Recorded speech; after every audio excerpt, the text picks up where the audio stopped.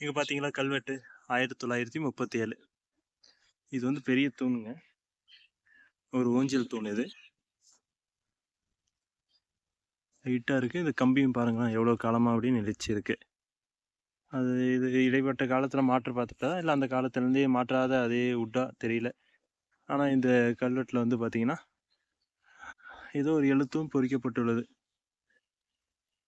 அது என்ன வார்த்தைன்றது சரியா தெரியல. கவிராசாமியோ என்னவோ ஒன்று இருக்கு. அது வந்து கடவுள் பேர் என்னவோ. அப்படியே இந்த பக்கம் திருப்புனோம்னா ஆலமரங்க. இது ஒரு 100 வருஷத்துக்கும் மேலான ஆலமரம்ன்றாங்க.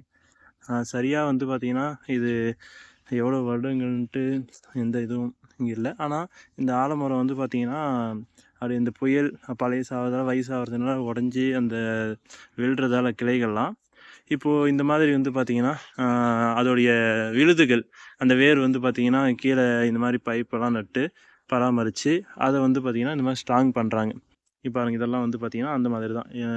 கீழ பூமியில இறங்கிடுச்சுன்னா, இது வந்து இந்த ஆலமரம் இந்த கிளைகள்லாம் உடைஞ்சு ஒரு பக்கம்லாம் விழுந்துருச்சு நெறைய. காமிக்கிறேன் பாருங்க. ரொம்ப உடைஞ்சு விழுந்திருக்கும். இந்த பக்கம்லாம் பார்த்தீங்கன்னா, ரொம்ப உடைஞ்சு விழுந்துருச்சு. பார்த்தீங்கன்னா தெரியும். இங்கலாம் ஃபுல்லாவே கிளைகள்லாம் உடைஞ்சு விழுந்துருச்சு. ஆ மெயின் வேர் எதுன்றது தெரியல. முதல் வந்தது. ஆனா சைட்லலாம் வந்து பார்த்தீங்கன்னா, அந்த விழுதுகள் வந்து இத தாங்கி புடிச்சு அந்த பக்கம்லாம் பாதுகாத்துட்டு இருக்கு. இந்த பக்கம் ஒரு கோயில், அந்த பக்கம் ஒரு கோயில் இருக்கு. இந்த ஆலமரத்து அடியில வந்து பார்த்தீங்கன்னா, அ நெறைய வந்து பார்த்தீங்கன்னா படிச்சுட்ருப்பாங்க, நிழல்ல. இப்போ இல்ல. இப்போ சம்மர் சீசன் ஃபுல்லா வெயில் இல்லைங்களா? யாரும் வர காணோம். இல்ல இன்னைக்கு என்னன்னு தெரியல. யாருமே இல்லாம இருக்காங்க. சில நேரத்தில வந்து பார்த்தீங்கன்னா, அந்த பக்கம்லாம் பாருங்க.